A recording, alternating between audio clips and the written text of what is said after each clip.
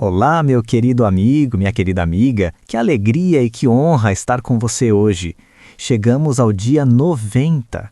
Pare e reflita. Você acaba de completar 3 meses inteiros de intimidade com a palavra. Isso não é apenas um hábito, é uma transformação de vida. Você já percorreu 1/4 do caminho total e a sua perseverança é inspiradora.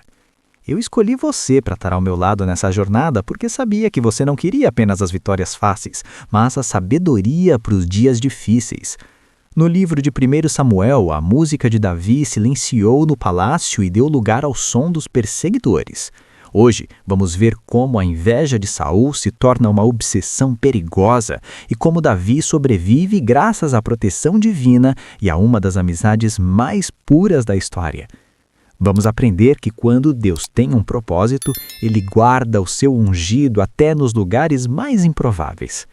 Prepare seu coração para os capítulos 19, 20 e 21 de 1 Samuel.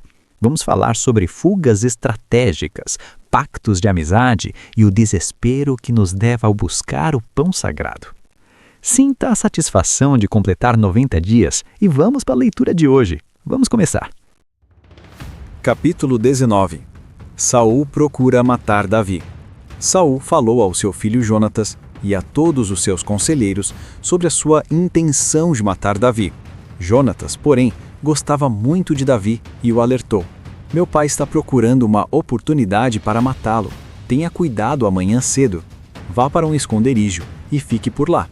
Sairei e ficarei com meu pai no campo onde você estiver. Falarei a ele sobre você e depois contarei a você o que eu descobrir. Jonatas falou bem de Davi a Saul, seu pai, e lhe disse: que o rei não faça mal a seu servo Davi. Ele não lhe fez mal nenhum. Ao contrário, o que ele fez trouxe grandes benefícios ao rei. Ele arriscou a vida quando matou o filisteu. O Senhor trouxe grande vitória para todo Israel. Tu mesmo viste tudo e ficaste contente. Por que então farias mal a um inocente como Davi, matando-o sem motivo?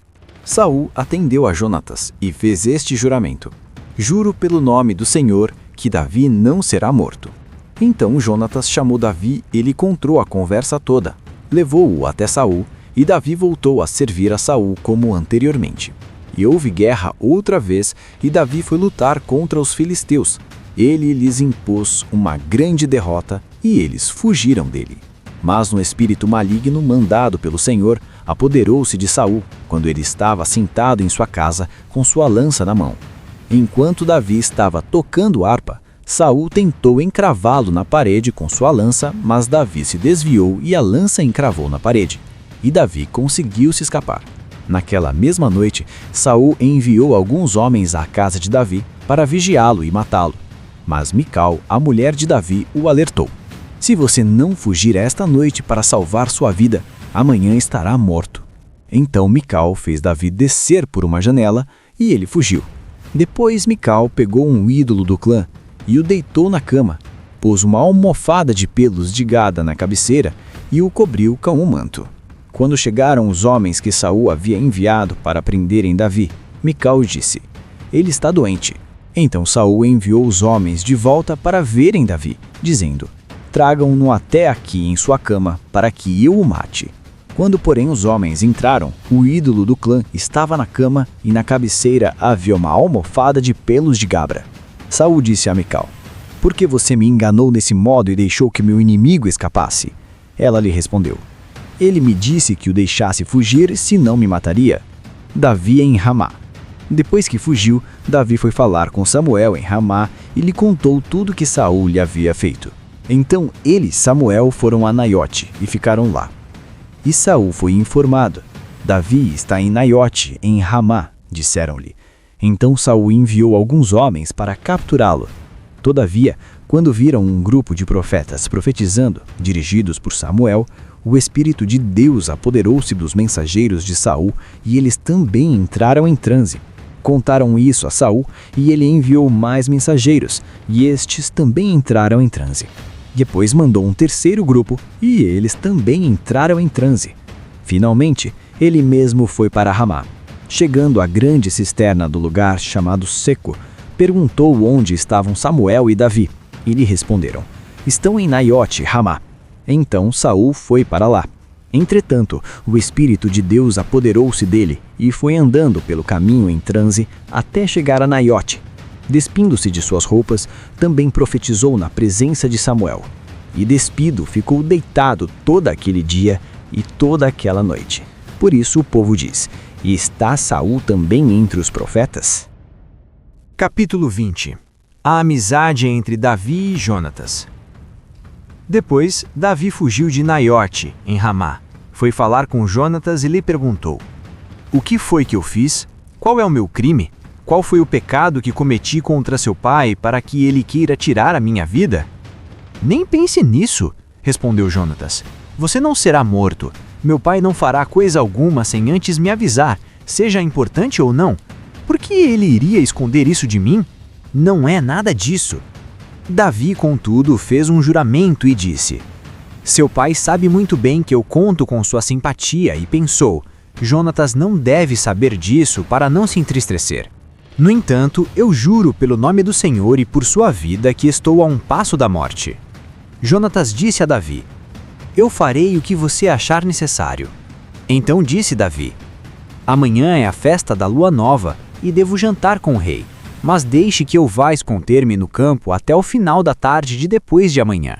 Se meu pai sentir minha falta, diga-lhe: Davi insistiu comigo que lhe permitisse ir a Belém, sua cidade natal, por causa do sacrifício anual que está sendo feito lá por todo o seu clã.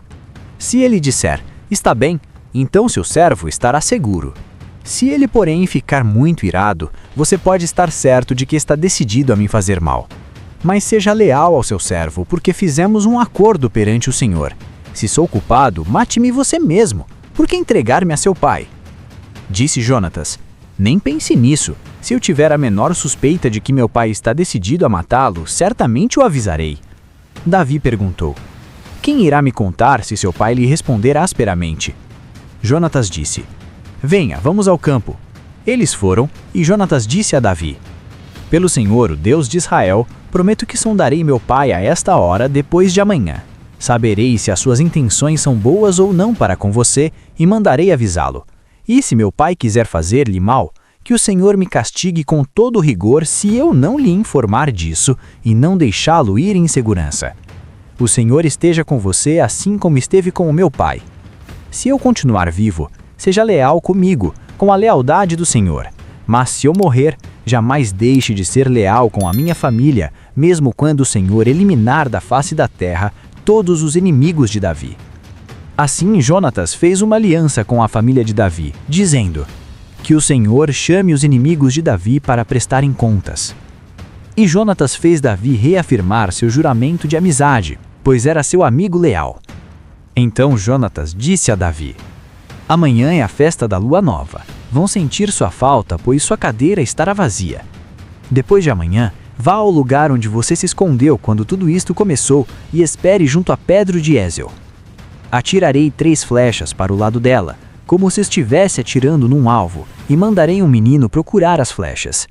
Se eu gritar para ele: as flechas estão mais para cá, traga-as aqui, você poderá vir, pois juro pelo nome do Senhor que você estará seguro, não haverá perigo algum. Mas, se eu gritar para ele: olhe, as flechas estão mais para lá, vá embora, pois o Senhor manda ir. Quanto ao nosso acordo, o Senhor é testemunha entre mim e você, para sempre. Então Davi se escondeu no campo. Quando chegou a festa da lua nova, o rei sentou-se à mesa. Ocupou o lugar de costume junto à parede, em frente de Jonatas, e Abner sentou-se ao lado de Saul. Mas o lugar de Davi ficou vazio. Saul não disse nada naquele dia, pois pensou: algo deve ter acontecido a Davi, deixando-o cerimonialmente impuro. Com certeza ele está impuro. No dia seguinte, o segundo dia da festa da lua nova, o lugar de Davi continuou vazio. Então Saul perguntou a seu filho Jonatas: por que o filho de Jessé não veio para a refeição, nem ontem nem hoje? Jonatas respondeu: Davi me pediu, com insistência, permissão para ir a Belém, dizendo: deixe-me ir, pois nossa família oferecerá um sacrifício na cidade, e meu irmão ordenou que eu estivesse lá. Se conto com sua simpatia, deixe-me ir ver meus irmãos. Por isso, ele não veio à mesa do rei. A ira de Saul se acendeu contra Jonatas e lhe disse: filho de uma mulher perversa e rebelde. Será que eu não sei que você tem apoiado o filho de Jessé para sua própria vergonha e para a vergonha daquela que o deu à luz? Enquanto o filho de Jessé viver, nem você nem seu reino serão estabelecidos. Agora mande chamá-lo e traga-o a mim, pois ele deve morrer. Jonatas perguntou a seu pai: por que ele deve morrer? O que ele fez? Então Saul atirou sua lança contra Jonatas para matá-lo, e assim Jonatas viu que seu pai estava mesmo decidido a matar Davi. Jonatas levantou-se da mesa muito irado naquele segundo dia da festa da lua nova e não comeu, entristecido porque seu pai havia humilhado Davi. Na manhã, Jonatas saiu ao campo para o encontro combinado com Davi. Levava consigo um menino e lhe disse: vá correndo buscar as flechas que eu atirar. O menino correu e Jonatas atirou uma flecha para além dele. Quando o menino chegou ao lugar onde a flecha havia caído, Jonatas gritou: a flecha não está mais para lá? Vamos, rápido, não pare! O menino apanhou a flecha e voltou sem saber de nada, pois somente Jonatas e Davi sabiam do que tinham combinado. Então Jonatas deu suas armas ao menino e disse: vá, leve-as de volta à cidade. Depois que o menino foi embora, Davi saiu do lado sul da pedra e inclinou-se 3 vezes perante Jonatas, rosto em terra. Então despediram-se, beijando um ao outro e chorando. Davi chorou ainda mais do que Jonatas. E ele disse a Davi: vá em paz, pois temos jurado um ao outro em nome do Senhor, quando dissemos: o Senhor para sempre é testemunha entre nós e entre nossos descendentes. Então Davi partiu, e Jonatas voltou à cidade. Capítulo 21. Davi vai para Nobe. Davi foi falar com o sacerdote Aimeleque em Nobe. Aimeleque tremia de medo quando se encontrou com ele e perguntou: por que você está sozinho? Ninguém veio com você? Respondeu Davi: o rei me encarregou de uma certa missão e me disse: ninguém deve saber coisa alguma sobre sua missão e sobre as suas instruções. E eu ordenei aos meus soldados que se encontrassem comigo num certo lugar. Agora então, o que você pode oferecer-me? Dê-me 5 pães ou algo que tiver. O sacerdote, contudo, respondeu a Davi: não tenho pão comum, somente pão consagrado. Se os soldados não tiveram relações com mulheres recentemente, podem comê-lo. Davi respondeu: certamente que não, pois esse é o nosso costume sempre que saímos em campanha. Não tocamos em mulher. Esses homens mantêm o corpo puro, mesmo em missões comuns. Quanto mais hoje? Então o sacerdote lhe deu os pães consagrados, visto que não havia outro além do pão da presença, que era retirado de diante do Senhor e substituído por pão quente no dia em que era tirado. Aconteceu que um dos servos de Saul estava ali naquele dia, cumprindo seus deveres diante do Senhor. Era o edomita Doeg, chefe dos pastores de Saul. Davi perguntou a Aimeleque: você tem uma lança ou uma espada aqui? Não trouxe minha espada nem qualquer outra arma, pois o rei exigiu urgência. O sacerdote respondeu: a espada de Golias, o filisteu que você matou no vale de Elá, está enrolada num pano atrás de colete sacerdotal. Se quiser, pegue-a. Não há nenhuma outra espada. Davi disse: não há outra melhor. Dê-me essa espada. Davi foge para Gate. Naquele dia, Davi fugiu de Saul e foi procurar Aquis, rei de Gate. Todavia, os conselheiros de Aquis lhe disseram: não é este Davi, o rei da terra de Israel? Não é aquele acerca de quem cantavam em suas danças? Saul abateu seus milhares e Davi suas dezenas de milhares. Davi levou a sério aquelas palavras e ficou com muito medo de Aquis, rei de Gate. Por isso, na presença deles, fingiu que estava louco. Enquanto esteve com eles, agiu como um maluco, riscando as portas da cidade e deixando escorrer saliva pela barba. Aquis disse a seus conselheiros: vejam este homem, ele está louco. Por que trazê-lo aqui? Será que me faltam loucos para que vocês o tragam para agir como um doido na minha frente? O que ele veio fazer no meu palácio? Que leitura tensa e reveladora fizemos hoje no nosso dia 90. Percorremos o início do exílio de Davi e os detalhes mostram o cuidado de Deus. No capítulo 19, vimos Saul perder completamente o controle, tentando matar Davi repetidas vezes. Davi foi salvo primeiro pela coragem de Jonatas e depois pela astúcia de sua esposa Mical. O ponto alto foi quando o próprio Espírito de Deus impediu Saul e seus mensageiros de prenderem Davi, fazendo-os profetizar. Deus mostrou que ninguém toca no seu escolhido sem sua permissão. O capítulo 20 é dedicado à aliança entre Davi e Jonatas.